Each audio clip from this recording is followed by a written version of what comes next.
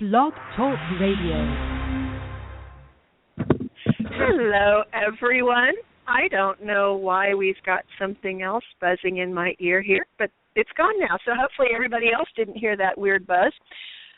You're listening to The Road to Enlightenment. I'm Kellie Fitzgerald.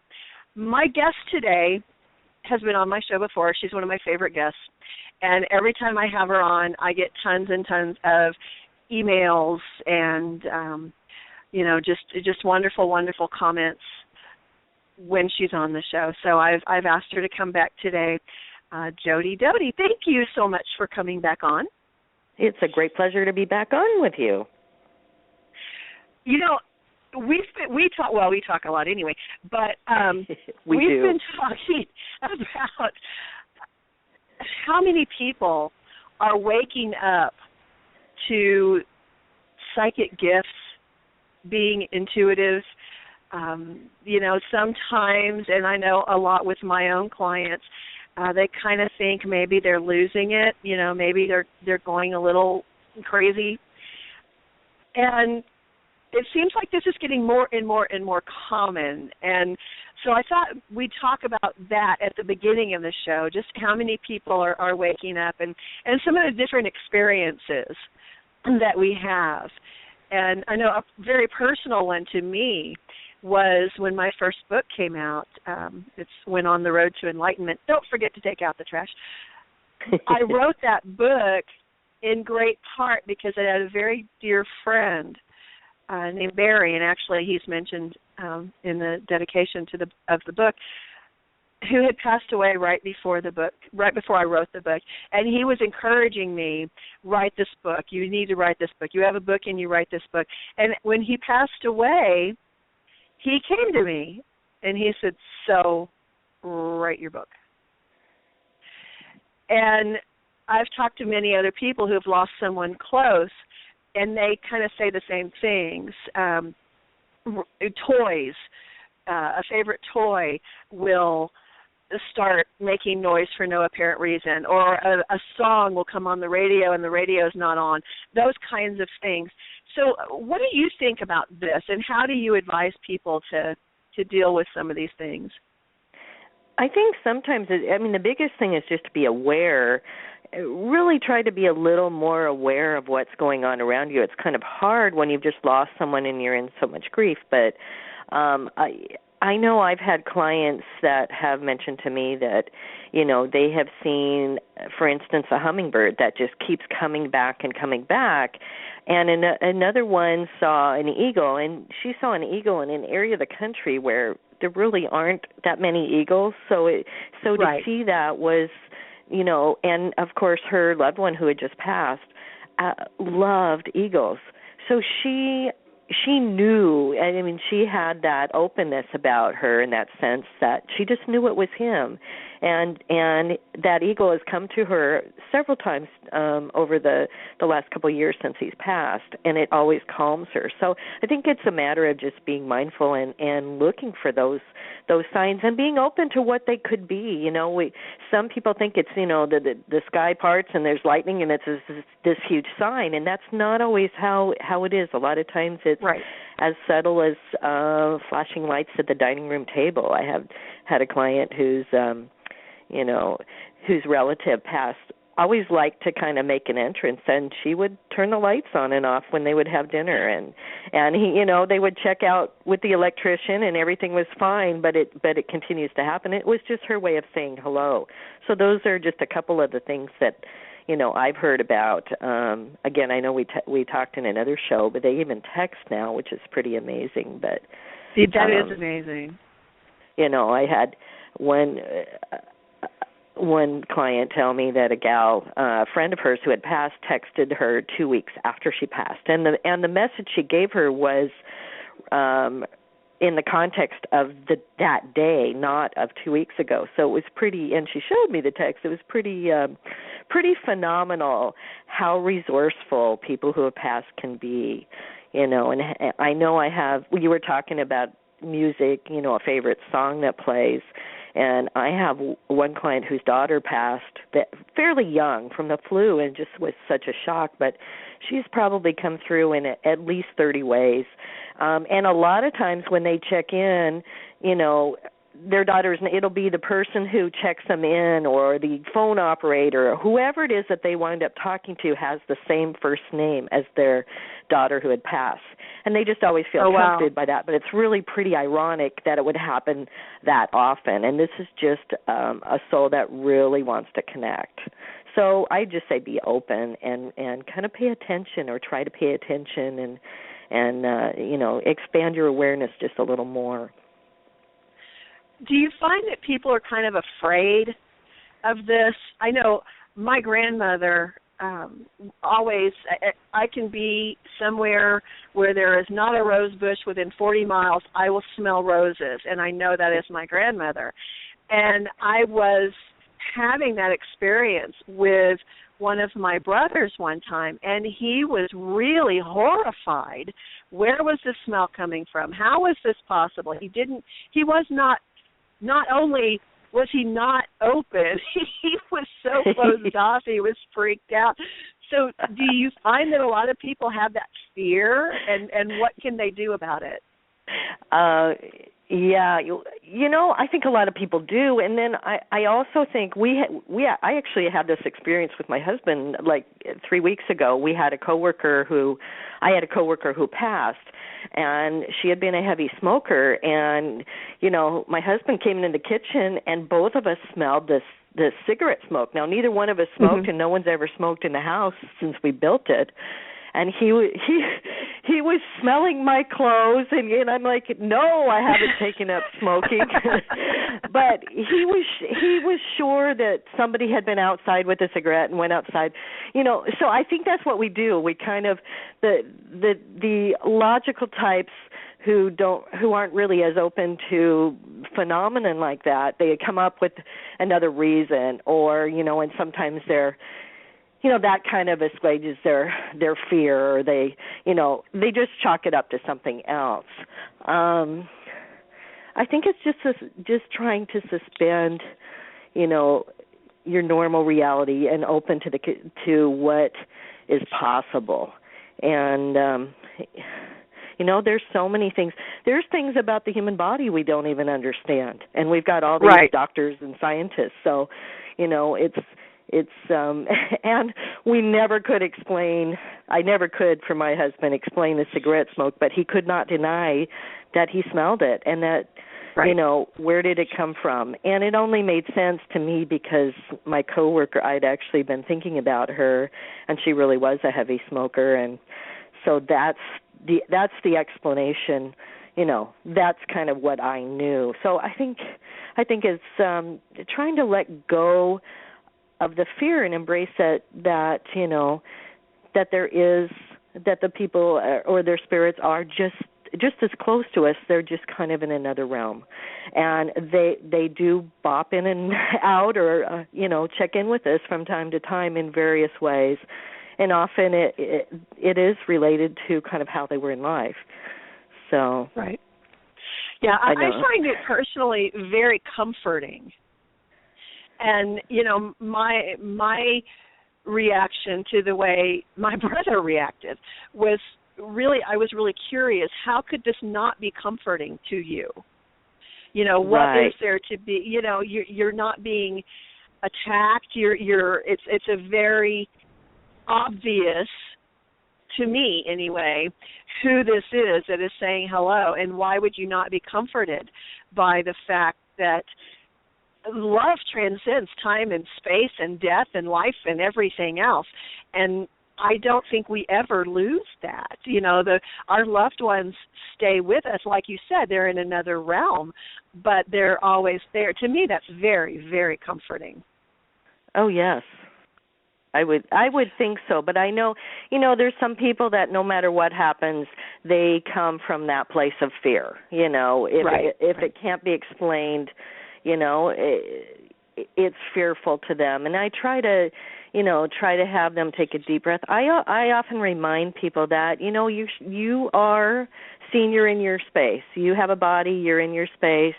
there's a lot of power in that, and you just kind of own your space, but then you're open to other experiences. So I think it starts with kind of feeling grounded within your own, who you are, and then opening your awareness. And in fact, I think grounding and meditation, that's really a great place to start as far as, feeling comfortable about yourself, and then being open to other, realities. So. Right. We had a caller who blipped onto the screen briefly with a phone number that's all ones, and right when I was going to go and answer you and put you on the air, you either hung up or got disconnected, so I'm really sorry if you got disconnected. Please try again. All ones. That's interesting. Number one. Yeah, all ones. So wow. I don't know what that was about, but it was on my screen for about 10 seconds. So whoever you are, please try again. I know another thing about folks that have passed, and we've talked about this before about signs and symbols, but I have just a really short kind of interesting story about the way that those that passed might get in touch with you. And this is one. Please. I know you talked about your grandmother. This is one about my grandmother. And, she was very Irish. We were very in tune, had, a lot of the same Irish eyes and intuition. And I heard from her after she'd passed about 2 weeks. I was driving, and I heard her voice tell me to go to the IHOP. Now, at first, it's like that's a little strange, but I pay attention to those things because yes. Generally, there's something to that. So I did. I slid in the booth, and my grandmother's spirit appeared across from me, and she said, I have a message for your mom. Please tell her everything's okay, not to worry about it. I'm not. And then she was gone. So I called my mom, to relay the message, and my mom was crying on the other end of the phone. And the message was very calming to her. And she told me that before my grandma passed, she had a cat, and entrusted the cat to my mom, and the cat just did not do well. So at the time that Grandma came to me, my mom had just had her cat put to sleep. So my mom was pretty distraught about what would Grandma think. So the message of don't worry about it, it'll be fine, was very comforting. But the thing that was so interesting about this story is that about a week later I was driving past the IHOP, and I remembered that my grandmother's cat was a 3-legged cat named Hoppy. I-hop. So how interesting. That was how my grandmother could get the message about Hoppy, I-hop, to my mom. So that an interesting way to do it, and my grandmother was always so fun and such a kick that it just made sense to me that she would do that in such an interesting kind of funny way. But that's how, sometimes it's in interesting symbols that may not even make sense until later, and sometimes they don't at all, but it is interesting how they come through to us. Right. And sometimes I have to remind people or advise people when you're looking for a sign from a dearly departed, and I know I help people connect to their deceased loved ones frequently, and one thing that they always say is, I want a sign, and how do I know it's them? And what I tell people is most likely if they had what I refer to as a wicked sense of humor in life, they will have a wicked sense of humor in the afterlife. If Absolutely. they were grumpy, they will be grumpy. It is, you will recognize, oh, that is just like, Uncle whoever, and that will be your validation to yourself. Right after I said that to one of my clients, she was walking through a parking lot at a mall, and she said, she called me immediately after, and she was in near hysterics.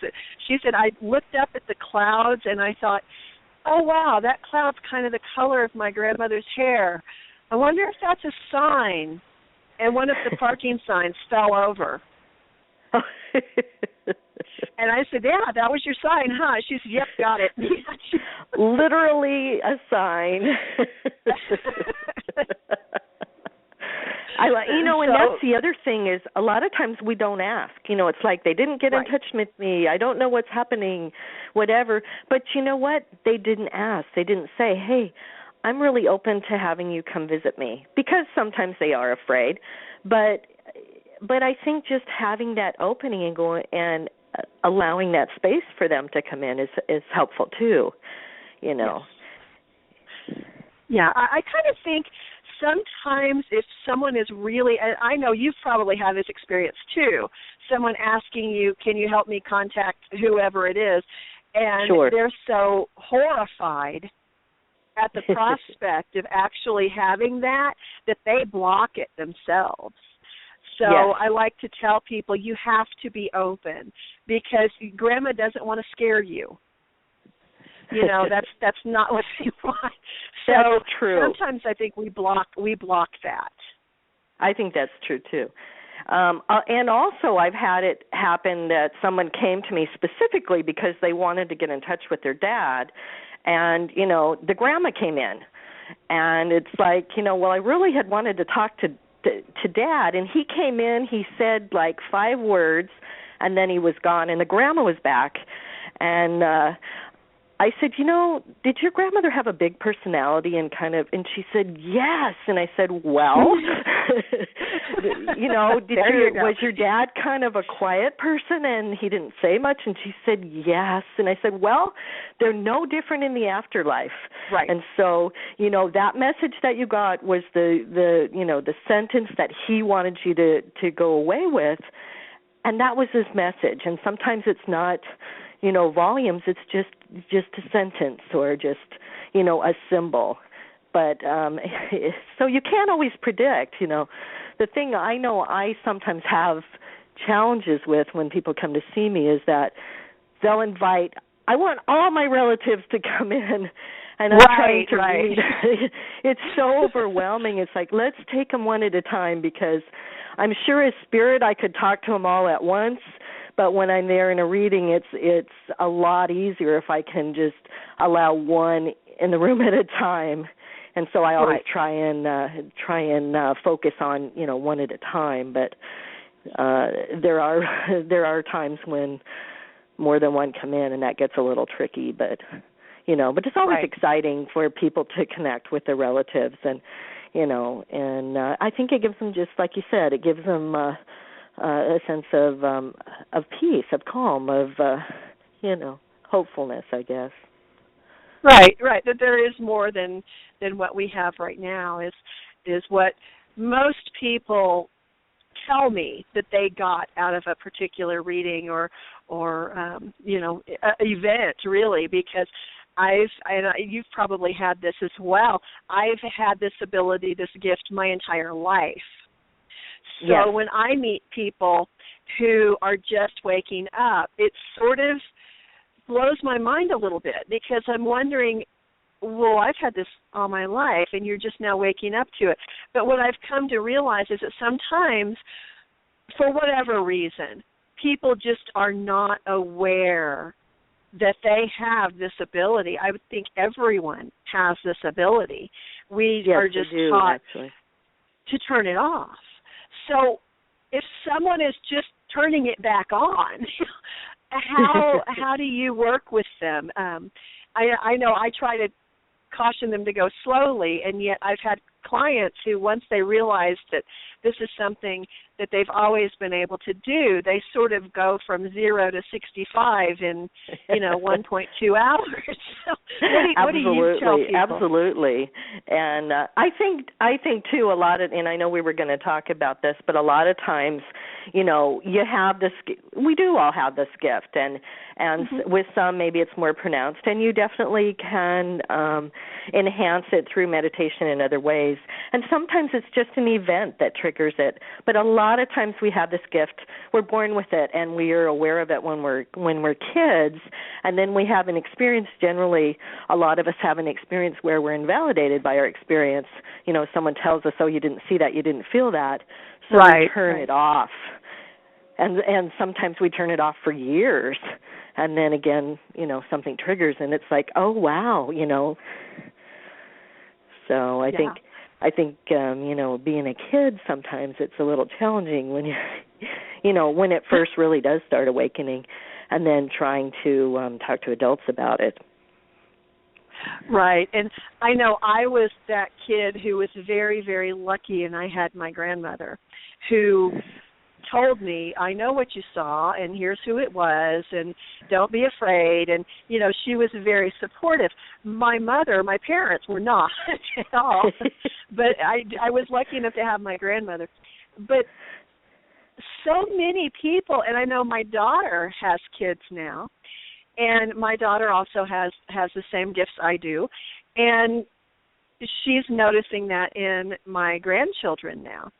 So in my mind, my grandkids are very lucky because they have a mother who understands. Yes. But often psychic kids do not. Right. So how do you advise parents that are maybe afraid of what their kids are telling them? How do you advise them to move forward and deal with it? I know, it's really easy to discount to the kids that, there's something under the bed or there's something. But I have to say, a lot of times, yes, there is, and they are seeing something.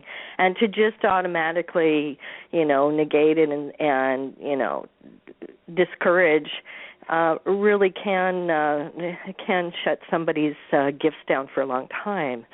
So I guess it's just, again, about being kind of open-minded and just let them talk. Just let them tell you. Sometimes it's just the best thing for kids is just to be able to share just knowing that maybe you don't understand it, but and I sometimes feel that way about my husband too. I share these things and he's like, but just in the sharing it is often very helpful for them. And also, I would say, get them in touch with someone like you or with somebody that has that gift so they can help them and validate that, yes, you really did see some things or feel some things. I know this happened. I had that with my son who also has some of the gifts. And some of it can be very scary for kids, They don't always see. The thing is, when you open your spiritual gifts, you don't just see all the beautiful. I mean, you see the angels and you see beautiful things. You also can see some really ugly things. And so to have somebody that's kind of in tune, that's maybe a little bit older, that can help you maneuver through that, it would be really helpful. Right. And you've actually brought up something else that we were going to talk about is handling negative energy, because that is an aspect of, being psychic, being intuitive, that people don't like to talk about. Right. And, people like to say, well, it's all love and light and you have these wonderful gifts and it's all beautiful and positive and wonderful. And that's really not the case. And what I tell people is, do you believe in angels? Do you believe in positive things? Well, of course I do. Everybody, of course, I believe in the positive and good. Well, then don't you also have to believe since there are darker, negative things as well? It's sort of that yin and yang of the universe. That's right, the sun and moon and light and dark. We do have polarities. And it seems to me not every time, but almost every time, someone will start talking about these wonderful visions they're seeing or these awesome messages they're getting from loved ones and all of these wonderful things. It seems like within days, usually, I will get a call. I don't know what this is. I'm feeling very angry. I'm feeling so how do you work through that? How do you handle that negative energy? I always, again, tell people, you're a senior in your space. You have the power within yourself, and just by virtue of that, you have a body means that you are a very, very, very powerful being because you've created that this lifetime. So to kind of own your own space, but also, there are some tricks, there are some things that you can do to, kind of clear room. I believe you do smudging, that type of thing. I can't because of my asthma. It really bothers me, but I do it kind of energetically where I will, ask the room to be filled with, I like gold energy. I know some people use white light, but I'll ask for a gold energy, which is a beautiful Christ-like energy to fill the room and clear. A simple thing is just putting on a funny movie, laughing. Humor is such a high vibration that any negative energy really hates it. and a lot of times just having something fun, laughing, not going into fear. Probably the worst thing you can do is go down into fear because that's where it lives. Negative energies feed on fear and fright. So you wanna kind of raise the bar and laugh. Put on a funny movie. Ask for. I do a visualization of balloons of humor and fill the room with humor. And really negative beings do not like that, and they'll leave. Music, a lot of times really beautiful music, something that attunes with you is very helpful. And one of the easiest things to do is to just take a shower, take baths, kind of cleanse your aura as much as you can. That really helps. So those are just a couple that I do.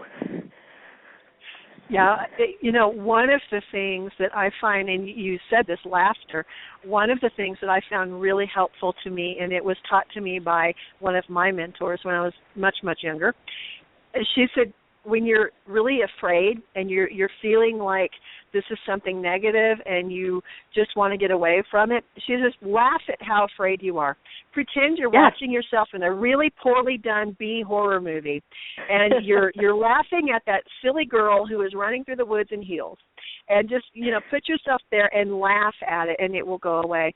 And that's what I started doing then, and it works really, really well. So, that and just saying no or get out or goodbye or this is my house. Reclaim your space because this is your space.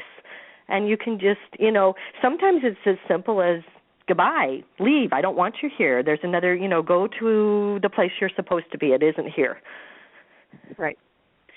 Yeah, hopefully that works. Sometimes you need professionals to kind of help, but generally, really, you can kind of use your own power and ask for your angels to come in, your room angels, to help you. There's always beautiful, loving guidance that will come in, and energy that will come in and help you to kind of move out the negative, because love is such a it's just the highest vibration, and I always take heart that no matter how awful it is, if you embrace the highest power of love, it really is a much higher power than the evil power. That's my experience.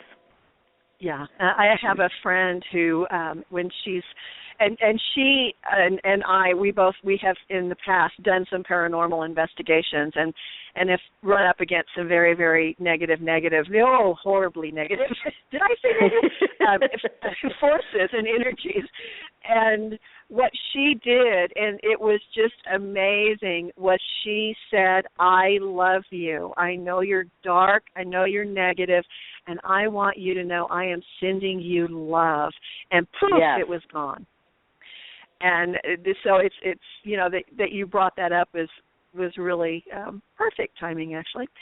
The other thing that people kind of, where they get in trouble, and in every case where I've been called in as a professional, it has been because someone else has tried to clear a place and they've done a very poor job. Yeah. And often what happens is it is intent. If you do not have the strong intent of love and light and all things good and wonderful, when you are trying to get rid of negative energy, you actually end up feeding it instead. Exactly. Because that little tiny sliver of doubt that so many people have, whether they're smudging or praying or using holy water or whatever their method that they're doing is, if they have the tiniest sliver of doubt, it will not work. It will backfire on you. Absolutely. The whole thing is holding to that intention, holding that higher vision, that higher energy, and staying with it. And sometimes it takes a while. Sometimes it takes many times or many days to just keep with that energy. And if you can't stay there, better to have someone else come help you who can, because you're right. Any little doubt, any little slip, it's a big opening. Right. And one of the things that people like to talk about with me are all of the ghost hunting shows that are on TV where they go into a place and they clear it in half an hour and everything is love and light. And I can tell you from experience, that doesn't happen. That's television, guys. It'd be nice if it did. It would. But it is something that does take a long time. In some cases, months. In at least 2 cases I know of, it's taken years. So it's not this is not a do-it-yourself project most of the time. That's true. That's true. It's helpful to get some assistance from people who have done it before and people that that kind of buoy you as well, because it's really easy when you're experiencing that to kind of go into that, to kind of freeze and feel like you have no control. And that's exactly what what the entity or the non-benevolent being wants, is that you to feel like you have no control. And I think sometimes in certain houses, certain places, it's rampant for so many years and it's so entrenched. I think those are the ones that are really a lot more difficult. And also people hold they want them, or they hold that sense of I want, I expect to have them here, and then it just also gives them, kind of a red carpet to just hang out. Right. Yeah, and before we scare people about opening up to their gifts with all of the negative energy stuff, I want to make the point too that these cases are very, very rare. Everyone goes up against some negativity from time to time. Normally, it's more like you've spent a lot of time with someone who's a negative person and it's sort of rubbing off.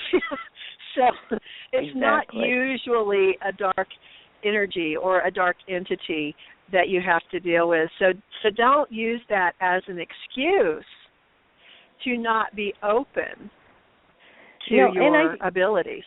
I think it's too, so often opening to your abilities, it's more about just being aware of who's calling or thinking of someone and they show up, and just embracing those kinds of experiences, those kinds of awarenesses that you have. And we all have them, but we discount them, or we try and, sometimes throw some logic in it. But the more that you open to that, the more it happens, the more validating it is for you. And I think those kinds of experiences happen so much more often, especially when you start to turn it on. Oh, yeah. So something as simple as finding a parking spot in the front, of the parking lot at a busy mall right before Christmas. I can't tell you how many times that's happened to me. It's just, it's great I'm being not that parking angel. Yes, exactly. I know many, many years ago when I lived in San Francisco, I was going to dinner with a group of people, and for some reason we decided to drive, which was crazy in San Francisco because they may as well just outlaw cars. But there was a parking spot, and I said, I was in the back seat, I was not driving, I said, I would not park there. And these friends know me well, and even then knew me very well, and said, okay, we will go on to the next spot. And we ended up going back down the same street, so we passed that same parking spot. And again, she was like, are you sure? I said, I wouldn't park there. She said, okay, fine. So we went down another block to a parking garage, and when we were walking to the restaurant past that same spot, another car was there. And we went on, we ate dinner, we came back, there were lights, flashing lights and everything everywhere, and that car had been smashed. Oh, wow. By a garbage truck. Oh, geez. Absolutely totaled, smashed. Oh, wow. And she turned around and looked at me and said, I don't know how you do it, but I'm glad you're on my side. There you go. You know, that those kind of intuitions, the little voice, and a lot of times we discount it or think, oh, we're crazy. Yep. We're not really, it's kind of like go to the IHOP. But I had an experience, not quite as dramatic as that, but I was I went to the grocery store, and I go in and I'm going to buy a piece of a steak. And I look at the steak and I'm like, no, that's not big enough. And I'm like, well, it's my husband and me. And it's like, no, that's not big enough. You need get a bigger one. And so I did. And then I went over and I thought, oh, it'd be nice to have some corn on the cob. It's nice and summery. And I go to buy it and I got, no, do not buy corn on the cob. Do not. And I'm like, and I went back like 3 times because there was that part of me that really wanted it. Right. But I heard that voice, that little voice that said, no. So I get in the car, I'm driving down the highway, and then suddenly I see my girlfriend's car driving next to me. And we are very in tune. We were really in tune with each other. I think we were sisters in the past. I don't know. But anyway, she rolls down her window. I roll down mine, and I said, hey, you want to come over for dinner? And she says, yeah, I've got corn on the cob. And I went, wow. So I think it's just a matter of tuning into that voice, letting it, paying attention and not just totally discounting it, because a lot of times we do get these little messages or these little signs, and I think I would have just gone ahead and bought it anyway, and then we would have to have 3 parties with corn on the cob. But right. Yeah, and there are those people that are very in tune with us, that it's great to kind of practice or to, if you're thinking about them, figure out ask what impressions, and then check in with them later to see if you're right. And it's very validating. Yeah, it is. I know I have one friend in particular that even though we are pretty much on opposite ends of the country, I know when something has happened. I know when she's upset. I know when she's sick. I just know. And every time I call her during one of those times, she answers the phone, yep, here you are again.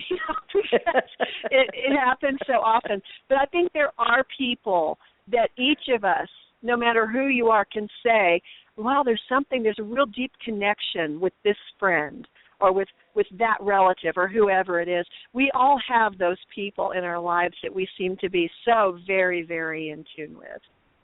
It's true. So, yeah, it's true. That's absolutely the more common experience that people have is having that kind of connection with other people. What about animals? to let yourself trust that enough. I know with the same girlfriend, when my kids were little, they would play soccer, and all over the town that I'm in, and she would show up with a cup with coffee. She didn't have her son didn't play, but she'd show up to chat with me, and she would just tune into and know exactly where to go, what school I was at, and show up with coffee. And it was just like, of course you did. It was what a great friend, Right. But I think we could do that even more than we realize. It's just a matter of kind of tuning into that person and just asking your guidance or asking your guardian angel or just asking the little voice inside, your inner voice, where is she or what's going on or what do I need to know, and just letting the information come. Right. So what about animals? Have you had this closeness with animals? Yes. Sort of a bond? Yeah. I had a golden retriever who I absolutely adored. But I know and this is a different story than I think I've told you before, but I was at work one day, and I worked in an office, and I had the most killer headache. And I could not, and I was like, what is going on? I could not get rid of it. I took Tylenol. And then during my break, I sat and I meditated, and all of a sudden I saw my dog's face. And she told me, my head is killing me. So I realized, and sometimes this is a hard thing for people that are intuitive. Sometimes you really have to ask yourself, is this really me, or is it some other energy that I've taken on? Well, this was definitely her, and then, of course, my headache went away right away. But when I got home, I drove up, and my dog came out, and her head was like 3 times the size. She had gotten into a bee's nest and had been stung, and she was just swollen. She looked like a Saint Bernard. So we got her taken care of. But that was her telling me, "Hey, Mom, something's wrong." And so you do have that same. It's not. It might even be even closer bond than with some people. I think. I think it's a lot easier. So too. Yeah, I think because there really are unconditionals. A lot of times are unconditional love. Right. They don't judge. Right. They just sit with you. They don't talk. They speak with their spirit. Right. Right. I know. I once had Samoyeds, and I've talked to many other people who've had Samoyeds, and they tell me this is a Samoyed trait. They're escape artists, and I would go, and if I left the house and we didn't lock the pet door so the dogs had to stay in, I would know to pick them up somewhere on my way home because they would not stay in the yard. And I had one that would we had a big tree in the yard, and she would climb the tree, walk out on the branch that reached over the fence, and jump down. Wow. On the other side of the fence, on the side that we had no neighbor. So they're very, very good at escaping. And I would sit in my car before I started going home, and I would say, okay, guys, where are you? And I would tune into the dogs, and usually they would tell me, we're in the park, or we're over at the lake, or wherever they were, and I would drive straight there and pick them up on my way home. And my friends at the time were, how do you know where they are? Because most people drive around with their head out the window yelling their dog's name. Right. And you just sit there and you go, oh, okay, I know where they are. We're going this way this time. And I would find them every single time. And I would pull up and they would be like, one time they were sitting on the curb waiting for me. Wow. It's like, yep. About time you showed up. Yeah, here I am. We're ready. We're ready. Let us in. And it was just, it always shocked my friends because I would know exactly where they were. But it was such a connection with those two dogs that I never even doubted it. Even when I saw them in very peculiar places, I never doubted them.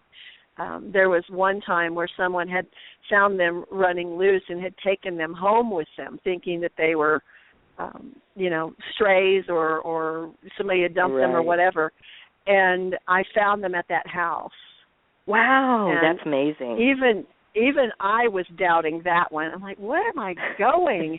When I pull over and, and all I saw was a white tail wagging in one of the windows. Wow. And I said, well, there they are. There they are. And I got out and, there they were. And, it's amazing sometimes the bonds that we have with animals. I've had it with cats, birds, all kinds of animals, but we had that with it. We had a beagle one time that, was just, there's some animals that just seem more angelic than human to me. I mean, it's just like some people, I think, and we had our beagle was that way. And when my great-grandmother passed, our whole family gone up for my great-grandparents passed within months of each other, and we went for her funeral after we'd been up there, and it was just a really very tough time for us. And we were driving from Chicago down to southern Illinois, and I remember being in the back seat and looking up at the sky, and I saw a cloud, and I watched the cloud change, and I know you were talking about clouds earlier, into the shape of our beagle, and I just knew it was Rebel, our beagle.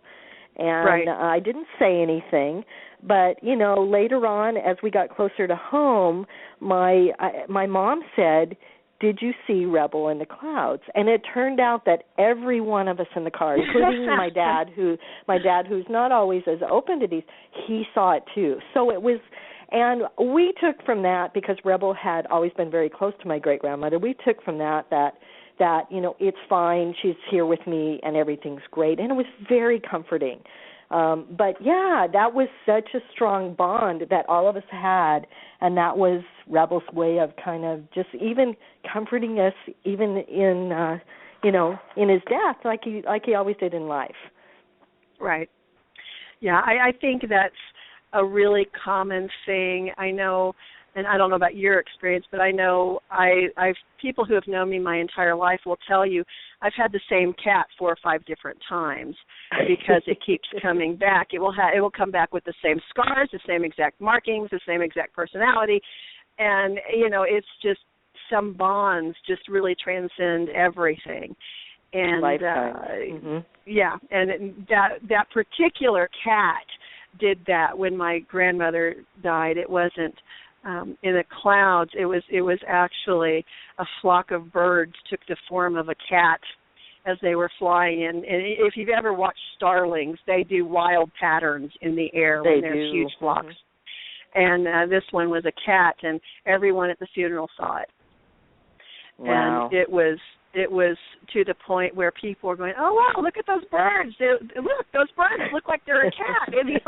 And I just looked at it. Yeah, okay, and like 6 months later, here we have the same cat again. So it's wow. Signs are everywhere. It's just, are you open to seeing them? And I think sometimes people want so desperately to be able to see signs that they inadvertently block it. Yeah. I think it's being open. It's not making demands. Right. And I want to see open. it this way on Tuesday while I'm praying. Right. It's being open. Yeah, that's I've seen that a lot. I did an event one time that sort of, I tell people, almost turned into a John Edward event, because people were in the background waving at me like, "I know you see me, hi," and it was one of the people that was attending the event. She says, "Been telling that woman I wanted a sign from her that she was okay since she passed." Well, that's why you haven't seen it. That's right. She's like, "You're too demanding. Bye-bye." Right. I think that's one of the most popular, or not necessarily popular, but the most common things that people do is they try to make the demands, and that's not quite the way it works. Yeah, I think that's true. Or they're afraid. It's like I'm afraid of how they'll come to me. And I know you've said this, you just have to know that they're no different. The core, the soul, the essence of who they are is the same in death as it was in life. So if they were a wonderful, good-hearted person in life, they're going to be the same coming to you, and look for the same type of energy, what your feeling is. I think that's another thing, too, besides just being aware, but open yourself to let yourself feel. Some people feel more than see, and I know I've had some clients do that. I want to see them, but this happened to me, and I felt this. Like, that was your sign. You felt them. Right. You felt that same energy of them. Some people are empaths, are more feelers. Other people see. Some do both. So be open to, what that's like. The gal with the hummingbird said, "I just kept looking at that hummingbird, and I looked in its eyes, and I knew it was my husband." And I said, "There you go." And I said, "How did you know?" And she said, "It felt like him." And I said, "Well, there you go." I mean, its feelings are just as valid, and they're just as much of a symbol or a way that people connect as seeing someone or, having a symbol show up, although those happen too. Sometimes you'll hear song lyrics or, just music will play, like you said, a radio song will come on that you shared. I had a friend who had an email that had, for some reason, I guess it had been spam, I don't know, but the email showed up after her friend passed, and it was a lovely message from her friend, and that was meant for her to read at that time. And I don't think those things are an accident. I know that happened to me one time. I was on Facebook and posting pictures of, it was Mother's Day, and I was posting pictures of my mom, and all of a sudden when I hit the button and I'm looking at it, there's a picture of my friend Peter, who had passed like a year before, who ironically had been very close to his mom. His picture was in the middle of my pictures, and I'm like, how did that happen? Because his picture, was nowhere near any of the pictures of my mom, but I took it as a sign from him that he was saying hello. And it was interesting because some of my friends saw that too. It's like, hey, I see Peter showed up, to wish you a happy Mother's Day. So, sometimes those, I always say no accidents, just synchronicities. Sometimes they aren't an accident. Right. Sometimes they are meant as a message. And to go ahead and take it that way, it's not always a technological glitch. That happens too, and it's really frustrating, but sometimes it is a message. Sometimes we get it in pictures or in, a book that falls off the shelf or those types of things. Yeah, and I think that's important for people to realize. I think, going back to kind of being demanding, I think people kind of have a picture in their head about the way things should happen, and that's not necessarily how they happen, and really more often than not it's not how they happen. Sometimes you have to think a little bit about what the sign is, or if it's a sign, or if it's, like you said, a technological glitch. And I think people get too caught up in, well, again, with all the paranormal shows on TV, they think that's exactly what happens.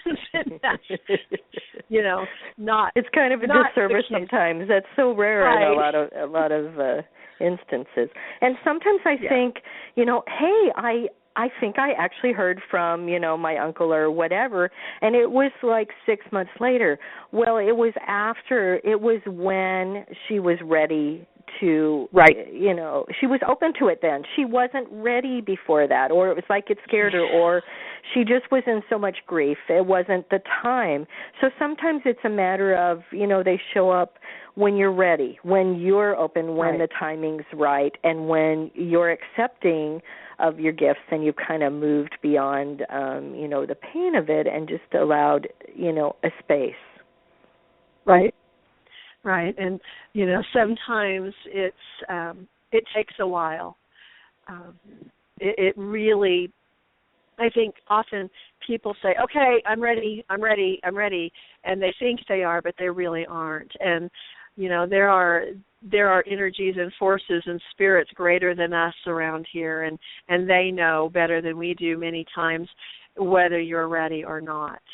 Exactly. I know some of the messages that I've received through the years, even though clearly I was ready because I received the message, after receiving it, I was like, I don't think I was ready for that. and thanks a lot for that message. Yeah. That was awesome. Thanks. That's funny. Yeah, timing. And also, again, I'm as you know, a huge proponent of meditation, and I know you are too. But I think that really does kind of help when you work on yourself, and you're very grounded in your own being and secure in your body. I think that helps then that you're a lot more open to the timing and to have things. Your awareness is shifted, and you just are able to let things come maybe a little bit easier. So that's just one way. Yeah, and meditation does tend to make you more mindful, and I think that's really at the heart of it. If you are mindful in every moment, then you are more likely to notice signs that have probably been there all along. You just haven't really noticed them. So I think like that's dipping into it. Mm-hmm. Yeah. So any final advice or thoughts for people here today? I think just to validate when you have those types of experiences, be excited about it, validate it, try it again, be open. That's just the biggest thing is just don't be afraid of it. Just let yourself experience and be open to it. It's such an amazing gift, and there's so much more to know and to feel. And it's just an interesting, it gives you a different color in your life or a different experience that's pretty amazing. So I just encourage people to kind of open to it. Yeah, absolutely. Absolutely. It's, it is amazing. There have been times in my life, as I'm sure in yours as well, where I've thought, this is not a gift. What do you mean gift? This is not a gift. I want to give it back. But really it is. And the more you are centered in yourself and secure in yourself and have a positive, good, loving intent, the more positive you will view your gifts. Right. So, and the more positive experiences you will create for yourself, Right. Just being open and paying attention to that little voice. Sometimes that little voice is very knowledgeable, and don't just discount it immediately as so I don't know what that is. And a lot of times it's not. And I just had this question. It's not another person necessarily that other person's voice. It may be your inner voice. It may be you. It's your higher self talking to you. And pay attention. Right. Absolutely. Pay attention. Yep. Thank you so much for coming on the show. It's always a pleasure, Kelly. Love it. Yeah, we're breaking in, for those of you who don't know, we're breaking in the new channel. It's called Transformation Network. There will be many new shows coming online. And, thank you all for tuning in. This is an exciting journey for me and everyone involved. We hope you keep coming back. And thank you guys for listening. Thank you so much for listening. Our caller never did call back, so do we know if that was a technical glitch? We don't know, but it was a peculiar phone number. Thanks, Jody, and thank you guys for listening. You guys have a beautiful, beautiful day. Bye.